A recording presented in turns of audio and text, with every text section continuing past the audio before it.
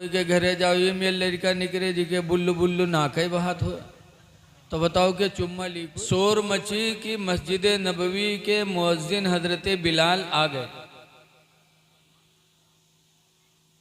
तो मदीने के लोग जमा हो गए। कहा बिलाल हम लोगों के कान तरस गए, 1 साल हो गया आपकी आवाज़ नहीं सुनी। बिलाल वो अजान सुना दो जो रसूलुल्लाह सल्लल्लाहु अलैहि वसल्लम के ज़माने में सुनाया करते थे। जब सब ने कोशिश किया तो हज़रत बिलाल ने ना बोल दिया। कहा ना। कहा क्यों? कहा हुजूर के वक्त में जब मैं अजान देता था और सरकार के नाम पर पहुंचता था अशहदु अन्ना मुहम्मदुर रसूलुल्लाह सल्लल्लाहु अलैहि वसल्लम, तो आंखें खोलकर अपने नबी को देख लेता था। और अब मैं देख नहीं पाऊंगा, इसलिए मुझे बर्दाश्त नहीं है, मैं अज़ान नहीं पढ़ पाऊंगा। मदीने के सारे लोग कोशिश करके मजबूर हो गए। तब लोगों ने कहा बिलाल किसी की नहीं मानेंगे, रसूलुल्लाह सल्लल्लाहु अलैहि वसल्लम के नवासों को बुलाया जाए, हसन हुसैन को बुलाया जाए, उनकी बात बिलाल नहीं टालेंगे। तब हसन हुसैन बुलाए गए। हजरत हुसैन आए, हजरत बिलाल का हाथ पकड़ा और मस्जिद नबवी की छत पर लेके गए और कहा बिलाल तुम्हें खुदा का वास्ता है वो अज़ान सुना दो जो रसूलुल्लाह सल्लल्लाहु अलैहि वसल्लम के ज़माने में सुनाते रहते थे। हम लोगों के कान तरस गए बिलाल वो आवाज़ सुनने के लिए, सुना दो। जब हजरत इमाम हुसैन ने कहा तो हजरत बिलाल ने हुसैन की बात टाली नहीं, खामोश हो गए। और फिर हजरत बिलाल अज़ान पढ़ने लगे। सबकी बात तो नहीं मानी लेकिन इमाम हुसैन की बात मान गए। जैसे अज़ान शुरू की अल्लाहु अकबर, वैसे मदीने में हर घर से मर्द औरत लड़कियां सब निकल पड़े। पूरे मदीने के लोग आ गए, मस्जिद नबवी के आसपास के हिस्से सब भर गए और एक शोर मची कि मस्जिद नबवी के मुअज्जिन आ गए तो अल्लाह के रसूल जो इमाम थे वो भी आए होंगे। चलो जब मुअज्जिन आए हैं तो इमाम भी आए होंगे, चलो देखा जाए। मदीने के सारे लोग जमा हो गए और जब हजरत बिलाल अशहदु अन्ना मोहम्मद पर पहुँचे, अब आँखें खोली और सरकार को नहीं पाया तो एक चीख निकली और बेहोश होकर ज़मीन पे गिरे। और फिर जब होश आया तो फिर उठे और मुल्के शाम चले गए और फिर वहीं उनका इंतकाल हो गया। यहाँ से एक बात का अंदाज़ा लगाओ कि इमाम हुसैन वो थे कि जिनकी बात बिलाल ने टाली नहीं। सबकी बात टाली लेकिन उनकी बात नहीं टाली। लेकिन ये यजीदी कितने बदनसीब थे जो इमाम हुसैन की कोई बात नहीं माने। इमाम हुसैन ने मैदान करबला में 3 बातें कही थी कि यजीदियों 3 बातों में से कोई एक बात तुम मान जाओ। पहली बात तो यह है कि तुम लोगों ने ख़त देकर मुझे बुलाया तो मैं आया, उठा के झोला पलट दिया। 53 खतूत थे कूफा वालों के। कहा तुमने बुलाया तब मैं आया, तो अगर चाहते हो तो अपने घर ले चलो, एक बात। और दूसरी बात यह है कि अगर तुम लोग नहीं चाहते हो, मेरा आना तुम्हें पसंद नहीं है, तो फिर मुझे छोड़ दो, मैं मदीना वापस चला जाऊं। 2 बातें। तीसरी बात यह है कि या तो फिर मुझे दमिश्क ले चलो, यजीद से मैं अपनी बात खुद तय कर लूँगा। 3 बातें इमाम हुसैन ने रखी थी। बताओ इसमें कोई दिक्कत वाली बात थी? लेकिन एक बात भी नहीं माने यजीदी, इतने बड़े बदनसीब थे। तो आज हम और आप अहले बैत की मोहब्बत में आए हैं। अहले बैत का दर्जा कितना बड़ा है। मौलाना हसन रज़ा खां बरेलवी आला हजरत के छोटे भाई फरमाते हैं कि किस ज़बान से हो बयान मदह शान अहले बैत, अल्लाह किस ज़बान से हो बयाने मदह शान अहले बैत, मदह गोए मुस्तफ़ा हैं मदह खान अहले बैत। बेशक और जिनकी पाकी का खुदाए पाक करता है बयान। सुभान अल्लाह सुभान अल्लाह। अहले बैत की पाकी अल्लाह ने कुरान में बयान किया। बेशक अल्लाह फरमाता इन्नमा युरीदुल्लाहु लियुज़हिबा अन्कुमुर रिज्सा अहलल बैत, बेशक अल्लाह अहले बैत से गंदगी को दूर करना चाहता है। वयुतहिरकुम ततहीरा, और तुमको खूब खूब पाक करना चाहता है। बेशक बेशक अहले बैत की पाकी कुरान में आई। याद आए लोगों, अहले बैत से मोहब्बत रखते हो तो तुम भी पाक रहा करो, पाको साफ रहा करो। अहले बैत इतना पाक थे कि कुरान में उनका तस्करा आया उनकी पाकी का। पाक रहा करो, खुदा जाने किस वक्त बुलावा आ जाए तो जाओ तो कम से कम पाको साफ होके जाओ। बेशक बेशक हदीस पाक में अत्तुहूरु निस्फुल ईमान, पाक रहना आधा ईमान है। और पाक रहोगे तो खुदा के महबूब हो जाओगे। सुभान अल्लाह सुभान अल्लाह। अल्लाह ने कुरान में फरमाया व युहिब्बुल मुततहिरीन,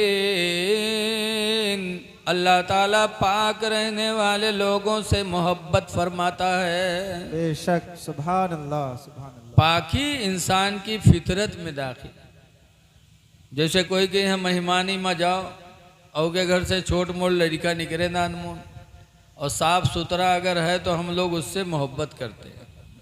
कभी गोदी में ले लेंगे, कभी चूमा ले लेंगे, कभी सर पे हाथ फेरेंगे अगर साफ सुथरा लड़का है तो।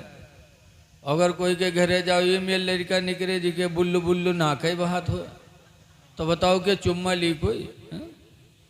पाकी इंसान की फितरत में दाखिल है। पाक रहा करो। आजकल हमारी बहुत सी माँ बहनें हैं मदरसम गई हैं, कहीं है मौलाना साहब तनी कुछ बनाए दो। पूछो कहा बात तो कहीं हमरे गुडवा कब्बा हमरे लंग निगाह नहीं उठावत। बताओ महीना नहाई हो ना तो कोई निगाह उठे है?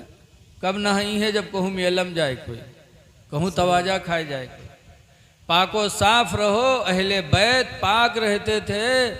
इमाम मौलाना हसन रजा खां बरेलवी फरमाते हैं कि किस ज़बान से हो बयाने मदह शान अहले बैत, और जिनकी पाकी का खुदाए पाक करता है बयान। बेशक बेशक। जिनकी पाकी का खुदाए पाक करता है बयान, और आयते तत्हीर से जाहिर है शान अहले बैत। सुभान अल्लाह सुभान अल्लाह। आयते तत्हीर से जाहिर है शान अहले बैत। बेशक। और बे इजाज़त जिनके घर जिब्रील भी जाते नहीं। बेशक बेशक। जिब्रील फरिश्तों के सरदार हैं, रसूल भी हैं, बेशक। लेकिन वो बग़ैर इजाज़त के अहले बैत के घर में दाखिल नहीं होते थे। किसी को भी किसी के घर में दाखिल नहीं होना चाहिए। जी जी। अल्लाह कुरान में फरमाता या अय्युहल्लज़ीना आमनू ला तदखुलू बुयूतन गैरा बुयूतिकुम, ऐ ईमान वालो तुम किसी के घर में दाखिल ना हो हत्ता तस्तानिसो, यहाँ तक की इजाज़त ले लो, व तुसल्लिमू अला अहलिहा, और घर वालों पे तुम सलाम भी कर लो। बेशक बेशक। बग़ैर इजाज़त के किसी के घर में न जाओ। इन कुछ गंवार ऐसे हैं जो कोई से मिले जे हैं बार धर धराए घर में घुस जाइए। जी। अब कहूँ लेटा है, ओके मेहरुआ लेटी है, कहूँ कपड़ा उल्टा है, कहीं कुछ है, और उसी आलम में पहुँच गए। इसीलिए कुरान ने मना किया कि किसी के घर में दाखिल न हो यहाँ तक कि इजाज़त ले लो। बेशक बेशक और इजाज़त किस तरह ले? बहुत से तो इजाज़तों ले हैं तो मुहर्रम ठाड़े कहते कि झांकी हैं, हो और झांकी हैं। जब झांकी ली हो तो इजाज़त के मतलब क्या रहेगा? जी जी शरीयत का हुक्म है कि इजाज़त लो तो दरवाजे के या तो दाहिने जानिब खड़े हो या बाएं जानिब खड़े हो। और इजाज़त कैसे लो? तफसीर में है, पहले को सुभान अल्लाह, बेशक बेशक सुभान फिर भी कुछ न बोले तो कहो अल्हम्दुलिल्लाह, फिर भी घर वाला न बोले तो कहो अल्लाहु अकबर, फिर भी कुछ न बोले तब खांसे शुरू करो। लेकिन रहो यारे वहर झांको ना वाले। तो हजरत जिब्रील बगैर इजाज़त के अहले बैत के घर नहीं आते थे। जी जी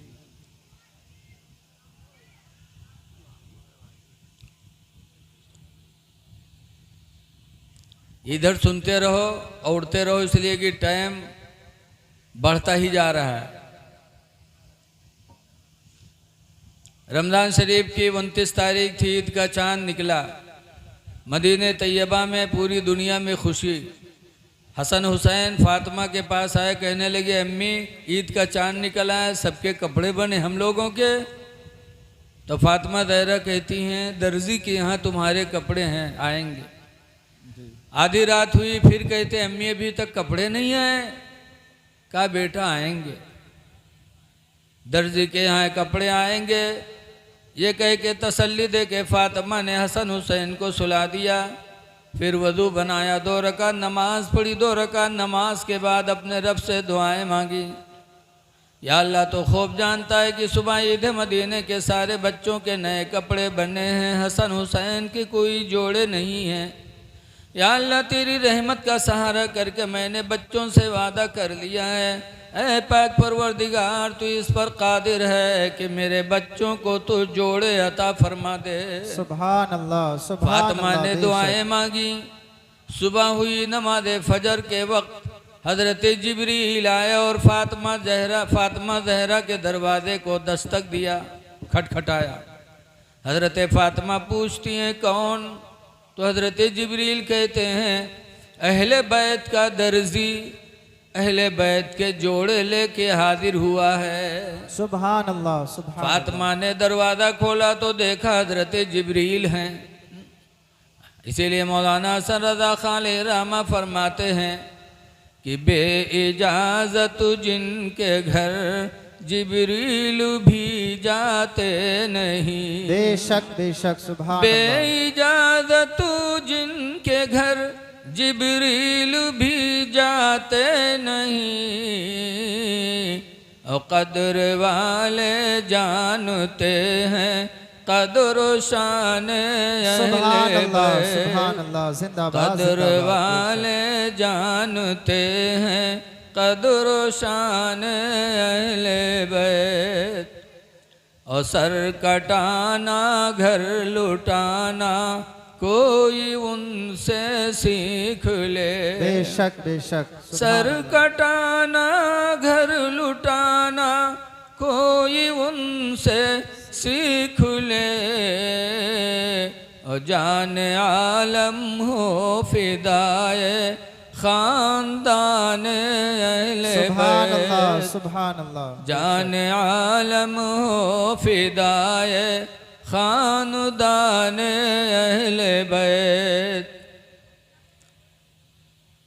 औलाद में जो असर आता है वो माँ बाप का असर होता है।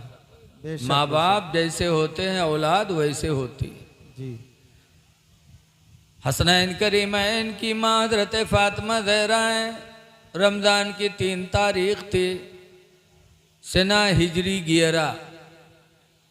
अपने शौहर हज़रत अली को बुलाती हैं और कहती हैं अली आज रात मेरे विसाल की रात है, अल्लाह आज रात में दुनिया से रुखसत हो जाऊंगी, लिहाजा अली मेरे मरने पर तुम रोना चिल्लाना नहीं। हज़रत फातिमा ने पहली वसीयत की थी कि अली मेरे मरने पे रोना चिल्लाना नहीं, गिरेबान न फाड़ना।